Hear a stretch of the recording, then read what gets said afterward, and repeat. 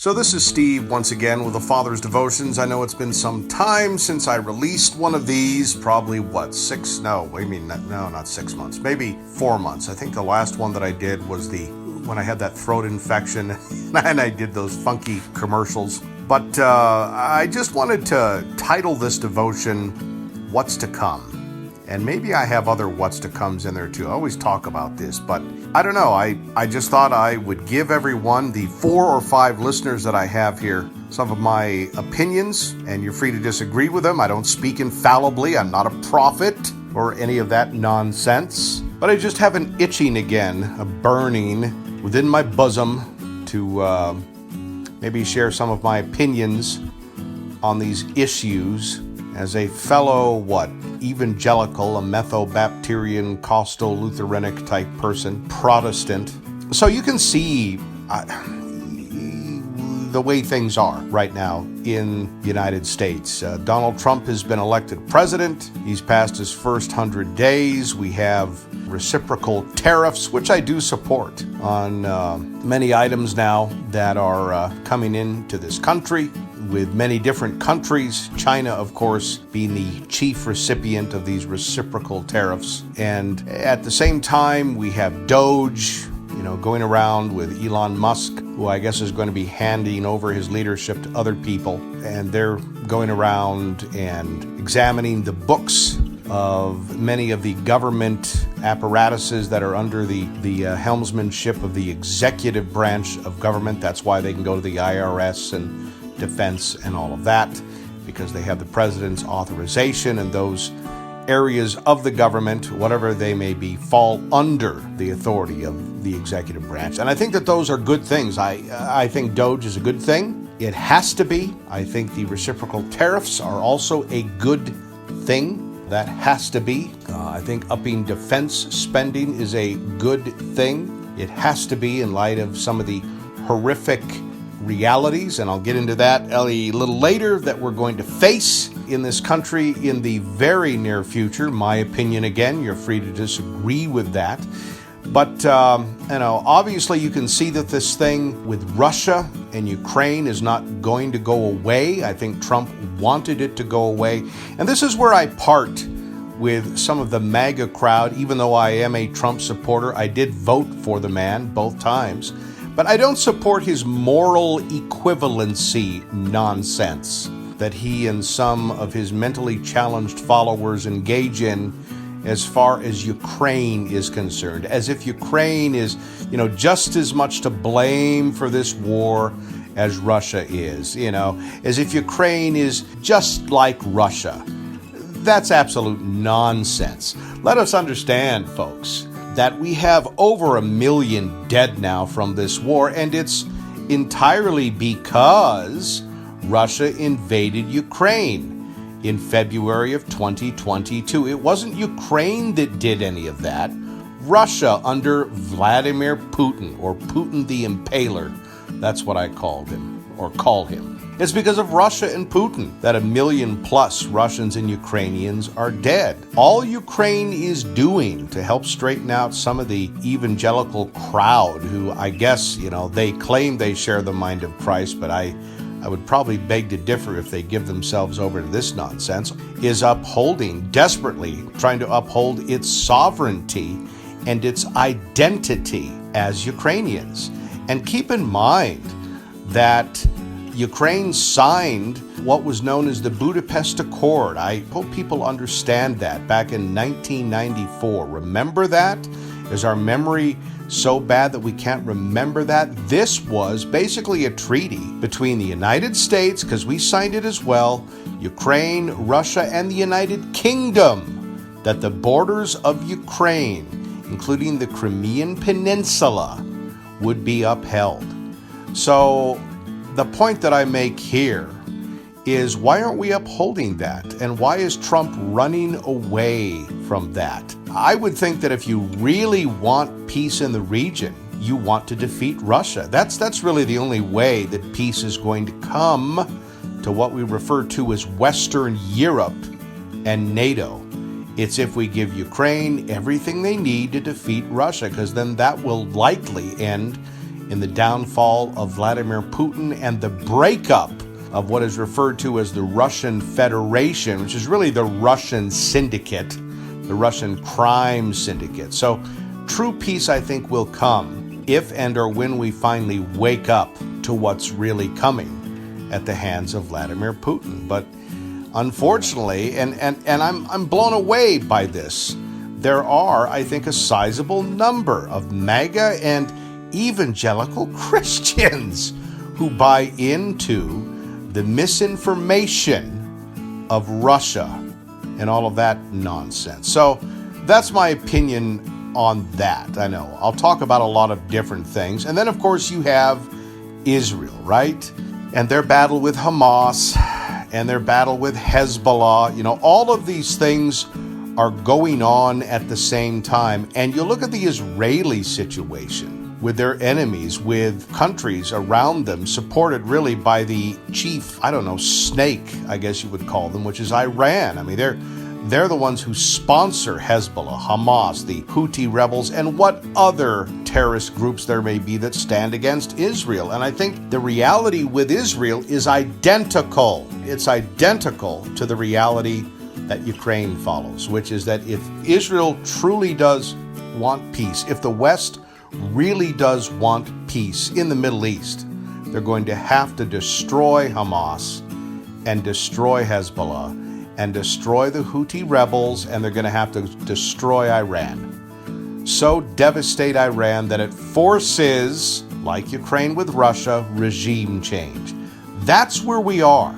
And unfortunately, I think in a general sense, the West, Europe, NATO, America have not woken up to that reality. Because I think in their heart of hearts, they know how horrific it's going to have to be if they're really going to have peace. But you know what? My opinion, you're not going to have it any other way. And Israel is guilty, I think more than Ukraine, of buying into some of the nonsense of the West, where they never truly defeat their enemies. They always give them a sanctuary. I mean, even now, they don't truly defeat Hamas. They invade areas of the Gaza Strip and then leave those areas. That's the height of stupidity, and allow the enemy to come back in, only to have to go back into those areas.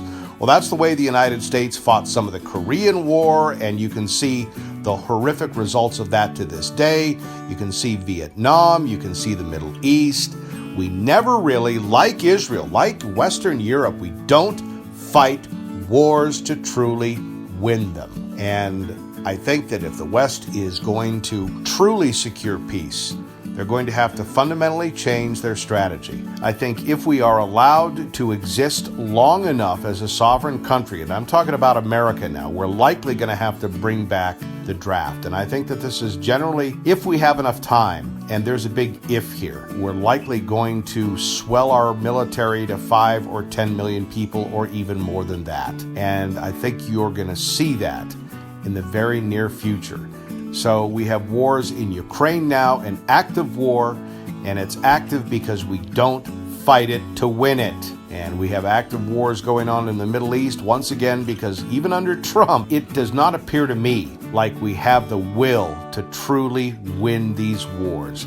And the fact is, I think on the bigger scale, all right, if we defeat Russia and we defeat Iran, we will also ultimately defeat the chief rival of the United States, which is not Russia, it's not Iran, it's China. China is the power that presents the true threat to the continued sovereignty. You understand that word of the United States of America. If we defeat Russia and Iran through, Ukraine and Israel, we will deprive China likely of two-thirds of the oil or more that they currently import. And in so doing, we will cut the head off the dragon. But it is my opinion, and I could be wrong, I hope I'm wrong, that America in both theaters, the Ukrainian theater, right, in Eastern Europe, and the Middle Eastern theater with Israel at the helm, will not do these things. And so because of that, I think that very soon now, maybe even this year, if I were China, I would begin operations this year. I think we're going to fight a war with China. And this is not going to be a war like we fought in Vietnam or the Gulf War or even Korea, back in the 1950s, early 50s. It's not going to be like that. This is going to be a mano war, and we may lose it. And as a result, we may no longer be a sovereign country. I think that we're likely to see, regardless of what Trump says, probably the worst time in our history. I don't think this is going to be the golden age, but I hope I'm wrong about that. I think it is going to be a time when we're going to be tested as believers in horrific ways. And I'll get into what I mean by that. And some of you who've listened to me before, I know I'm rambling and it's the same old, same old. But folks, look at all the wars that are breaking out now. Look at India and Pakistan and Ukraine and Russia and Israel and Iran and Hamas and Hezbollah and the Houthi rebels.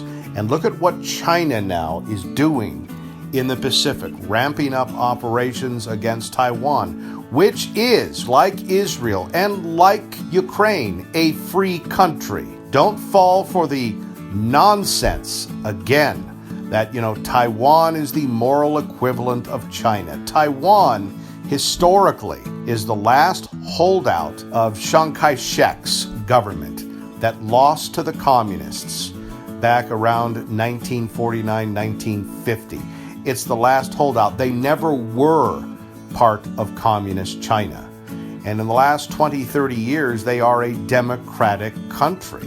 And they don't want China. They don't want the totalitarian horror that China represents. China is not the moral equivalent of Taiwan. China, and I'm sorry, this may shock some of the evangelical crowd and even the MAGA crowd. This is unbelievable that even believers or so-called believers are deceived by this. But the United States and China are not the same morally. Is that not obvious? Show me how we control speech internally in this country the way China does to its people. Show me how property rights and business rights are the same in China as they are in the United States. And, show me where all the thuggish totalitarian prison camps are in the United States as they are in China. We're not the same. There is a reality known as good and evil, and it exists outside of how drunk or euphoric we may be. And some countries, like the United States, like a fair amount of the West, are more on the side of good than many of the countries in the East are. And should China obtain ascendancy, true ascendancy over the United States, this will not be just another power coming into the leadership of the world, like the United States shortly after World War II. This isn't just another human convention, and I've talked about this before, like driving on the left side of the road as they do in England as opposed to the right side of the road like they do in the United States. Please, the world will be, if China should obtain ascendancy, an unthinkable place to live. And should the United States face a war with China and capitulate or lose that war, we will no longer be a sovereign country. And you will see Chinese forces, probably with some of their friends, probably Russian and other powers, North Korean, whatever, coming into this country. And our lives as Americans, or people who used to be Americans, will be untenable. There will be a horror, and I don't know, horror is a $15 or maybe $20 word, but it really does suffice. Our lives will be a horror. They will be horrific in ways that we can't even comprehend. And I think it's this battle between the United States and China. Please do not be deceived. That's where we're headed, I believe, that we're likely going to face during the Trump administration. And I think Donald Trump is doing everything he can to try and I hate to say this, maybe in a last-ditch way, reverse our coming submission or submissive status to China. That's where we are now. And people in the church and in the secular areas outside the church have not really woken up to this. I think internally in this country, as we collapse from our horrific annual deficits of $2 to $3 trillion, $4 trillion a year, depending on how you want to count it, and the fact that we are now spending $1.5 trillion a year just on interest payments on our $37 trillion deficits. Okay, that's a quarter of the federal budget is just interest now.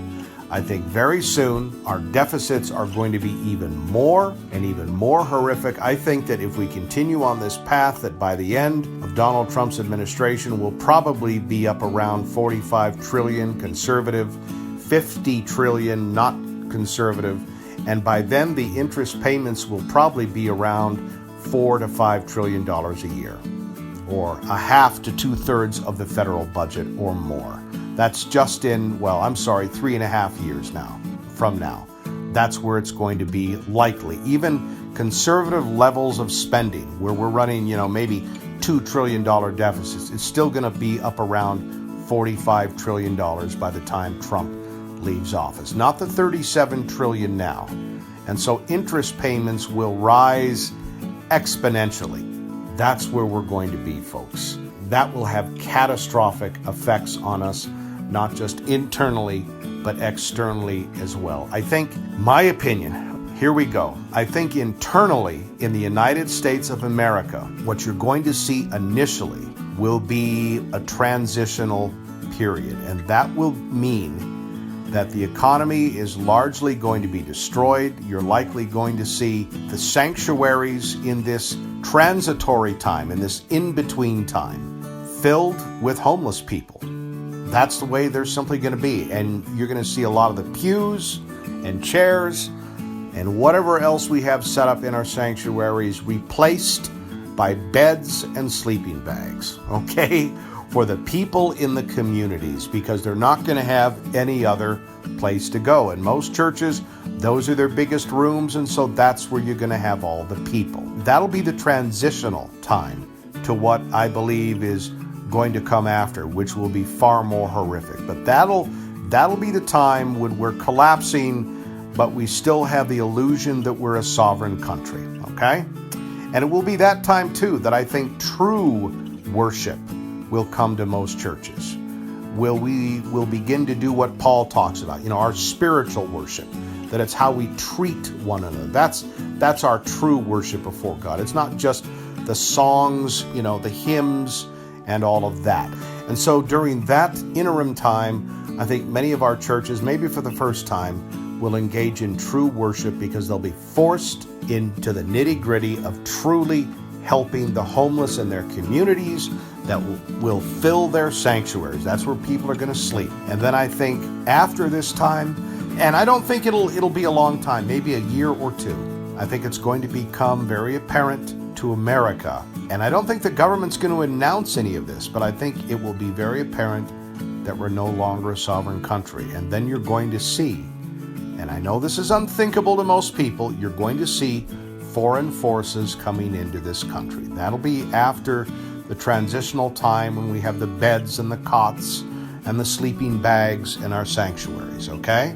And probably a lot of these will be Russian, Chinese, and other countries that come along with China. You have to understand China, okay? They're actively preparing for a war with the United States, an aggressive war with the United States militarily. Don't think this is just going to be economically. And the purpose of this war, the central purpose, will be to rid us of our sovereignty. Okay? I don't think people understand this. China has, I believe, 4 to 5 times now, you understand this, of our industrial capacity. That was never the case. Look it up with Japan and Germany prior to World War II. But it is with China now. But back to what I was saying before. I think after the transitional time, it will become apparent that we're no longer a sovereign country. And you will begin to see foreign forces showing up on our soil. And we may get hit on our home soil too prior to this. All right? But that's really what I think is coming. And all the people who have their mortgages paid off and have all their stored items, there will be forces very likely coming around to your home. And they'll simply evict you. And you'll get a tub or something to put some of, a suitcase to put some of your belongings in, and that will be it. Some people will flee for their lives and hide in ditches and ravines, and that's probably going to be where some of them die. Some of them will be captured and killed. Some of them will be put in prison camps. But I do believe that will be the latter stages of what comes to the United States, or what used to be called the United States of America. There will be captivity of this country, and it will likely be a permanent captivity. And whether Christ comes back during this time, I do not know. I think God's word is clear that nobody knows the time. We will be surprised. I think people thought Christ was going to come back during World War II, and that was horrific. 50, 60 million people were killed during that time. And I'm sure they thought that in World War I, but it didn't happen, and it may not happen now.